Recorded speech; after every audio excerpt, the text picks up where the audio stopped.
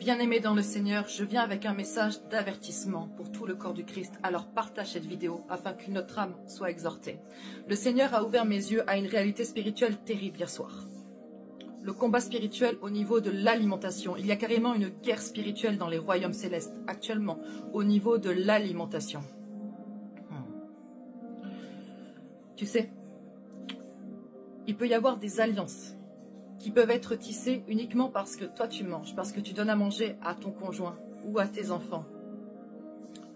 Tu n'es pas sans savoir qu'il y a des initiations au niveau de l'alimentation.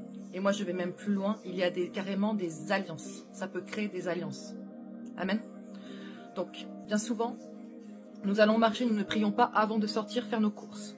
Nous revenons, nous ne prions pas, nous ne sanctifions pas ce que nous déposons dans notre maison. Nous ne demandons pas le discernement à Dieu pour savoir ce que nous pouvons consommer ou non, ce qui est bon ou pas.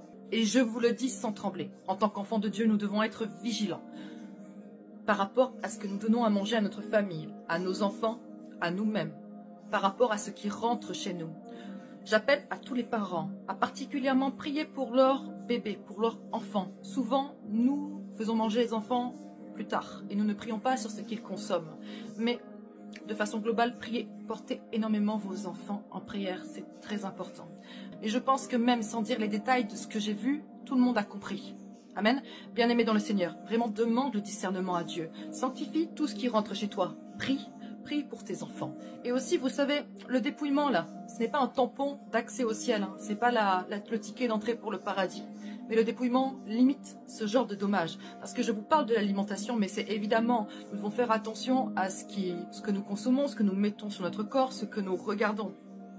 N'écoutez pas ceux qui vous disent que le monde spirituel n'existe pas, que le baptême, ça, c'est la fin de tout, juste tu te fais baptiser, tu attends de monter au ciel. C'est faux. Si le monde spirituel n'existe pas, Dieu est esprit, pourquoi tu crois à Dieu, pourquoi tu crois à Christ en fait? Pourquoi tu es chrétien si le monde spirituel n'existe pas? Donc il n'y a pas de ciel, il n'y a pas d'enfer, tu es juste un tas de chair ambulant, mais sois athée, sois épicurien, va profiter de la vie dehors, va dans un bar, je sais pas, qu'est-ce que tu fais là? Amen. Donc, le monde spirituel est une réalité. En tant qu'enfant de Dieu, nous devons l'accepter. Il est écrit dans 1 Corinthiens 15 que la folie de la croix, la folie de Dieu est une folie pour le monde, est une folie pour les hommes. Je ne parle pas de là de venir imposer ton monde de vie, de venir faire le désordre dehors. Non, en tant qu'enfant de Dieu, nous devons avoir une bonne conduite au milieu des autres. D'accord? Et ne pas les troubler. Mais nous devons être conscients de ce qui se joue dans les réalités spirituelles. Vous savez, il est écrit en 2 Corinthiens 6, le verset 7. Ne touchez pas à ce qui est impur et je vous accueillerai. Il est aussi écrit en Deutéronome 7, le verset 26. Tu n'introduiras point une chose abominable dans ta maison, de peur que tu ne sois voué à l'interdit comme elle. Tu l'auras en horreur, tu l'auras en abomination, car c'est une chose vouée à l'interdit. Amen. Pour savoir ce qui est juste, ce qui n'est pas juste, ce qui est pur de ce qui est impur, qui peut vous aider à discerner, si ce n'est le Saint-Esprit? Vous savez, beaucoup de personnes m'envoient des messages privés pour me dire que « Oh, toi tu vois, moi je ne vois pas, Dieu ne se révèle pas à moi. » D'accord. Mais si tu veux avoir une conversation avec quelqu'un, si tu attends une réponse de quelqu'un, la moindre des choses à faire, c'est de lui poser la question, de rentrer en relation. Si tu veux avoir une conversation avec quelqu'un, si tu attends une réponse, déjà il faut lui parler. Et pour avoir une conversation, il faut rentrer en relation. Tu ne peux pas attendre de réponse de Dieu si tu restes là à attendre je ne sais quoi. Mets-toi dans la prière, cherche-le, frappe, il répondra. Amen. Le Dieu que je sers, le Dieu que je connais, répond à ceux qui le cherchent. Amen. C'est une promesse.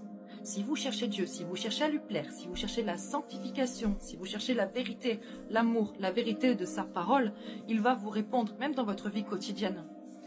Amen.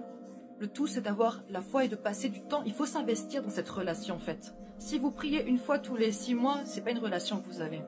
D'accord? Si vous voulez que Dieu se révèle à vous, qu'il vous révèle les choses cachées, vous devez aller de plus en plus profondément dans son intimité. Vous devez obéir à sa parole. Vous devez être ami avec lui.